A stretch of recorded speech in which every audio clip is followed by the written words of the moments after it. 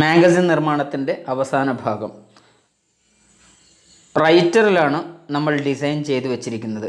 ഇതേപോലെ ഹെഡറിലേക്ക് പിക്ചർ വലിച്ചിട്ട് അതിനെ വലിച്ചു വശങ്ങളിലേക്ക് നീട്ടി സൗകര്യത്തിനനുസരിച്ച് അതിനെ സെറ്റ് ചെയ്ത് വെക്കുകയാണ് ഒന്നാമത്തെ പ്രവർത്തനം. രണ്ടാമത്തത്, നമ്മൾ എവിടെ നിന്നാണോ വിവരങ്ങൾ ശേഖരിക്കുന്നത് ആ വിവരങ്ങൾ കോപ്പി ചെയ്ത്, ഒന്നുകിൽ കോപ്പി ചെയ്തോ അല്ലെങ്കിൽ ടൈപ്പ് ചെയ്തോ നേരത്തെ ഡിസൈൻ ചെയ്ത് വെച്ചിരിക്കുന്ന ഫ്രെയിമിലേക്ക് ഇൻസേർട്ട് ചെയ്യണം. ഫ്രെയിം സെലക്ട് ചെയ്യാതെ ഫ്രെയിമിൻ്റെ ഉൾഭാഗത്ത് ഒരു ക്ലിക്ക് ചെയ്താണ് നമ്മളിങ്ങനെ സെലക്ട് ചെയ്യേണ്ടത്. ഇതിൽ ചെയ്യുന്ന ഓരോ പ്രവർത്തനവും റൈറ്ററിൽ ചെയ്യുന്ന ഓരോ പ്രവർത്തനവും ഡ്രോയിലും അതേപോലെ തന്നെ ഇംപ്രസിലും അതേപോലെ ഇങ്ക് സ്പേസിലും ചെയ്യാതെ നമുക്കിവിടെ തന്നെ ചെയ്യാവുന്നതാണ്. എക്സ്പേർട്ടുകൾക്ക് എളുപ്പത്തിൽ അങ്ങനെ ചെയ്യാമല്ലോ. ഇവിടെ ഫ്രെയിമിൽ ഇൻസേർട്ട് ചെയ്തിരിക്കുന്ന ലെറ്റേഴ്സുകളെ അല്ലെങ്കിൽ ടൈപ്പിങ്ങുകളെ നമുക്ക് ഓൾ സെലക്ട് ചെയ്തുകൊണ്ട് ഡിസൈൻ ചെയ്ത് കൊടുക്കാവുന്നതാണ്. ആവശ്യത്തിനനുസരിച്ചുള്ള ഹെഡറുകൾ കൊടുക്കുക, അതിൻ്റെ അലൈൻമെൻറ്റുകൾ കറക്റ്റ് ചെയ്ത് വെക്കുക, വേണമെങ്കിൽ അണ്ടർലൈനും അതേപോലെ തന്നെ ബോൾഡും ഇറ്റാലിക്കുമൊക്കെ ആക്കി ജസ്റ്റിഫൈ ചെയ്ത് ഏത് രൂപത്തിലാണ് നിങ്ങൾക്ക് ആവശ്യമുള്ളത് ഫോണ്ടുകളുടെ ക്രമീകരണം കൃത്യമായി ചെയ്യാൻ ആദ്യം തന്നെ ശ്രമിക്കുക. ഓരോ ഫ്രെയിമിലെയും വർക്കുകൾ കഴിഞ്ഞതിന് ശേഷം മാത്രം അടുത്തതിലേക്ക് പോവുക. എങ്കിൽ നമുക്ക് ആദ്യം ചെയ്തു വെച്ച ഒരു ഓർഡറിൽ തന്നെ അതിൻ്റെ ലെറ്റേഴ്സുകളുടെയും ഫോണ്ടിൻ്റെയും വലുപ്പത്തെയും ക്രമീകരിച്ചുകൊണ്ട് എല്ലാ ഫ്രെയിമുകളിലേക്കും കൃത്യമായി വിവരണങ്ങൾ നൽകാനും അതേപോലെ അതിൻ്റെ ഡിസൈനിങ് ചെയ്യാനും നമുക്ക് സാധ്യമാകും. അങ്ങനെയാണ് എളുപ്പത്തിൽ ഒരു മാഗസിൻ നിർമ്മാണം സാധ്യമാകുന്നത് എന്ന് മനസ്സിലാക്കുക. ഒരു വട്ടം ഇതേപോലെ നമ്മൾ ചെയ്തു കഴിഞ്ഞാൽ 2-3 പ്രാവശ്യം മറ്റു മാഗസിനുകൾ ചെയ്യുമ്പോഴേക്കും ആഴ്ചയിൽ 1 എന്ന രൂപത്തിലേക്ക് ആഴ്ച പതിപ്പുകളായിട്ട് പോലും നമുക്കിവയെ ഈ മാഗസിൻ ഇറക്കാൻ പാകത്തിലേക്ക് നമ്മൾ പാകപ്പെടും എന്നത് യാഥാർത്ഥ്യമാണ്. ഇവിടെ നമ്മൾ എഡിറ്റോറിയലിന് ആവശ്യമായ ഓരോ നീക്കുപോക്കുകളും എങ്ങനെ ചെയ്യുന്നു എന്ന് മനസ്സിലാക്കുക. എഡിറ്റോറിയൽ എന്ന എഴുതിയ ഭാഗത്ത് അത് അണ്ടർലൈൻ ചെയ്യാൻ വേണ്ടി സാധാരണ നമ്മൾ ചെയ്യുന്നത് പോലെ തന്നെ സെലക്ട് ചെയ്ത് അതിൻ്റെ ഹൈലൈറ്റർ കൊടുക്കുക, ബാക്ക്ഗ്രൗണ്ട് ഒന്ന് സെലക്ട് ചെയ്ത് മറ്റൊരു കളറാക്കി കൊടുക്കുകയാണ് ചെയ്യുന്നത്. അതൊക്കെ നിങ്ങൾക്കറിയാവുന്നതാണ്, കൂടുതൽ വിശദീകരിക്കുന്നില്ല. ഇനി നമ്മൾ ഇതിൻ്റെ മെയിൻ ഫ്രെയിമിലേക്കുള്ള അഥവാ കണ്ടൻറ്റ് സ്റ്റോറി ബോർഡ് എന്ന ഭാഗത്ത് വളരെ പ്രാധാന്യമുള്ള ഒരു വിഭാഗമാണ് ഈ സെൻറ്ററിൽ കൊടുക്കേണ്ടത്. ഏറ്റവും പ്രധാനപ്പെട്ട കഥ, ലേഖനം, കവിത എന്താണോ ഇതാണ് നമ്മൾ ഇവിടെ ചേർത്ത് കൊടുക്കേണ്ടത്. ഇതേപോലെ ചേർത്ത് കൊടുത്തതിന് ശേഷം നമുക്ക് അതിൻ്റെ റാപ്പിൽ പോയി അഥവാ ഫ്രെയിമിൻ്റെ വക്കിൽ ക്ലിക്ക് ചെയ്ത് അതിൻ്റെ ഓരോ ഡിസൈനുകളും നമുക്ക് മാറ്റം വരുത്താവുന്നതാണ്. നമുക്കിതിലേക്ക് എഴുതിയ കുട്ടിയുടെ പേരോ അതേപോലെ തന്നെ ഫോട്ടോയോ ചേർക്കണമെങ്കിൽ നേരത്തെ കാണിച്ചതുപോലെ തന്നെ ഇമേജിൽ ക്ലിക്ക് ചെയ്ത് ഇമേജിനെ ഓപ്പൺ ചെയ്ത് ഇതേപോലെ തന്നെ നമുക്ക് നമ്മുടെ സെൻറ്റർ ഫ്രെയിമിലേക്ക് കൊണ്ടുവരാവുന്നതാണ്. ഇതിനെ വലിച്ച് ചെറുതാക്കി പാകത്തിനനുസരിച്ച് ക്രമപ്പെടുത്തി സെൻറ്റർ കോളത്തിൻ്റെ ഒരു അരികു ഭാഗത്തേക്ക് നമുക്കിതിനെ കൊണ്ടുവരാൻ കഴിയും. പ്രത്യേകം ശ്രദ്ധിക്കേണ്ട ഒരു കാര്യം ഇവിടെയുണ്ട്. എന്താണെന്ന് വെച്ചാൽ ചിത്രങ്ങൾ നമ്മൾ ക്രമീകരിക്കുന്നതിനനുസരിച്ച് ലെറ്റേഴ്സുകൾ മാറി വരുന്നതായി നിങ്ങൾ ശ്രദ്ധിക്കുന്നുണ്ടാകുമല്ലോ. എങ്ങനെയാണിത് സാധ്യമാകുന്നത് എന്നുകൂടെ നമ്മൾ മനസ്സിലാക്കേണ്ടതുണ്ട്. അതിന് വലിയ ബുദ്ധിമുട്ടുള്ള വർക്കൊന്നുമല്ല. ചിത്രത്തിൻ്റെ റാപ്പ് എന്ന ഭാഗത്താണ് ഇത്തരം പ്രവർത്തനങ്ങൾ നമ്മൾ ക്രമീകരിക്കുന്നത്.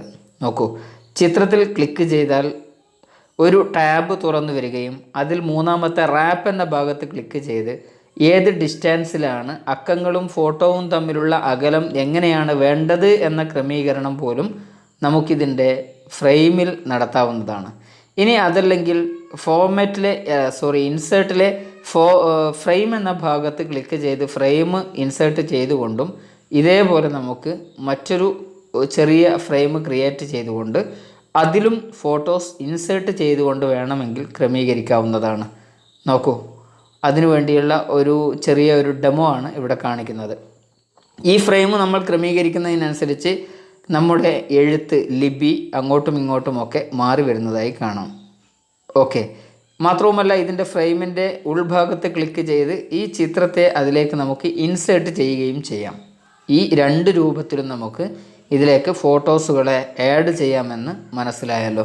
മറ്റൊരു പ്രധാനപ്പെട്ട കാര്യം ശ്രദ്ധിക്കേണ്ടത്, ഇത്തരം ഫോട്ടോസുകൾ ഇതിലേക്ക് ഇൻസേർട്ട് ചെയ്യുമ്പോൾ ഫ്രെയിമിൻ്റെ തൊട്ടുഭാഗത്ത് നിൽക്കുന്ന അക്കങ്ങൾ എത്ര അകലത്തിലായിരിക്കണമെന്ന് മനസ്സിലാക്കുന്നതിന് വേണ്ടി ഫ്രെയിം എന്ന ഭാഗത്ത് ഇതേപോലെ സെലക്ഷൻ ആയി കഴിഞ്ഞാൽ ഡബിൾ ക്ലിക്ക് ചെയ്ത് തുറന്നു വരുന്ന ടാബിൽ ഒരു പുതിയ വിൻഡോയിൽ റാപ്പ് എന്ന ഭാഗത്തെ ക്ലിക്ക് ചെയ്ത് ഇതിൻ്റെ അകലത്തെയും മറ്റും നമുക്ക് കൃത്യമായി ക്രമീകരിക്കാവുന്നതാണ്.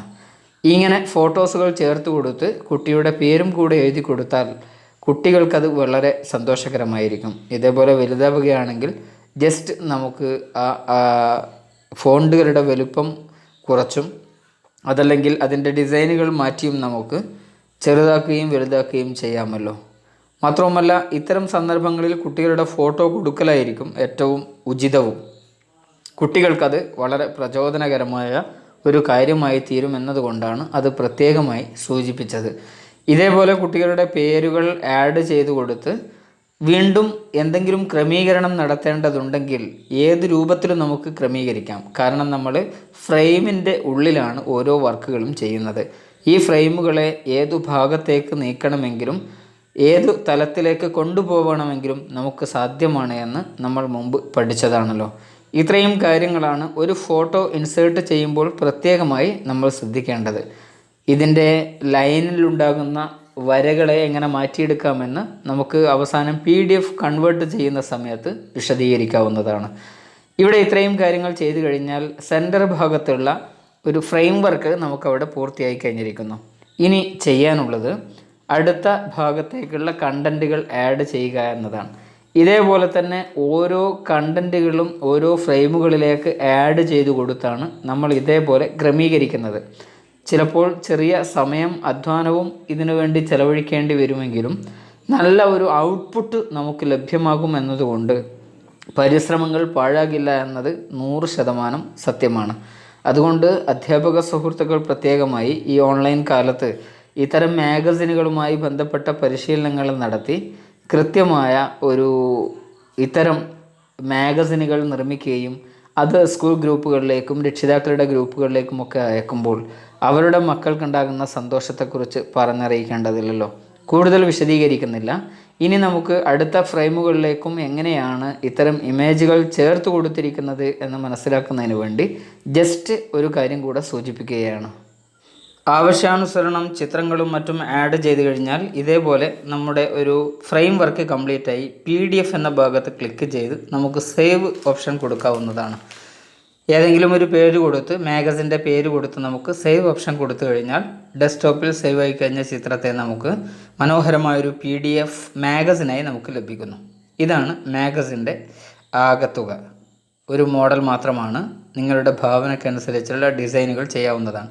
പക്ഷേ ഇതിൻ്റെ ഫ്രെയിമുകൾക്ക് ലൈനുകളും ഓരോ ബോർഡറിലും ലൈനുകൾ കാണുന്നുണ്ട്. അവ എങ്ങനെ ചേഞ്ച് ചെയ്യാമെന്ന് കൂടെ നമ്മൾ മനസ്സിലാക്കേണ്ടതുണ്ട്. വീണ്ടും റൈറ്ററിൽ പോയി അവിടെ ക്ലിക്ക് ചെയ്ത് ഫ്രെയിമിൽ ക്ലിക്ക് ചെയ്ത് അതിൻ്റെ റാപ്പ് എന്ന ഭാഗത്ത് ടച്ച് ചെയ്യുക. ഒന്നുകിൽ റൈറ്റ് ബട്ടൺ ക്ലിക്ക് ചെയ്ത് പ്രോപ്പർട്ടീസിൽ പോയിട്ടും നമുക്ക് കണ്ടെത്താം. റാപ്പ് എന്ന ഭാഗത്ത് ക്ലിക്ക് ചെയ്ത് നൺ എന്ന ഭാഗമുണ്ട്. നൺ ഒന്നുമില്ല എന്ന ഭാഗത്ത് വേണമെങ്കിൽ സെലക്ട് ചെയ്യാം. അതല്ലെങ്കിൽ ബോർഡേഴ്സ് എന്ന ഭാഗത്ത് നൺ എന്ന സെലക്ട് ചെയ്തുകൊണ്ടും OK കൊടുക്കാവുന്നതാണ്. അങ്ങനെ OK കൊടുത്തു കഴിഞ്ഞാൽ നമുക്കിനി ഫ്രെയിമില്ലാത്ത ഒരു മനോഹരമായ ഡിസൈൻഡ് PDF ഫയലാണ് ഇനി ലഭിക്കാൻ പോകുന്നത്. നേരത്തെ ചെയ്തതുപോലെ തന്നെ ഈ വർക്കുകൾ മുഴുവൻ ചെയ്തതിന് ശേഷം വീണ്ടും കൺവേർട്ട് ചെയ്യുക. അഥവാ ലൈൻ വർക്കുകൾ മുഴുവൻ ഒഴിവാക്കിയതിന് ശേഷം വീണ്ടും കൺവേർട്ട് എന്ന് PDF കൊടുത്തു കഴിഞ്ഞാൽ നേരത്തെ കാണുന്നതിന് വിപരീതമായി ഫ്രെയിമുകളുണ്ടെങ്കിലും ബോർഡർ ലൈനുകളില്ലാത്ത മനോഹരമായ ഒരു മാഗസിനായിരിക്കും നമുക്ക് ലഭ്യമാകുന്നത്. ഉദാഹരണത്തിന് നമുക്കിത് കൺവേർട്ട് ചെയ്തു നോക്കാം. കൺവേർട്ട് ചെയ്യുമ്പോൾ തന്നെ നേരത്തെ പേര് കൊടുത്തതിന് വിരുദ്ധമായി ഒരു പുതിയ നെയിം കൊടുക്കുക.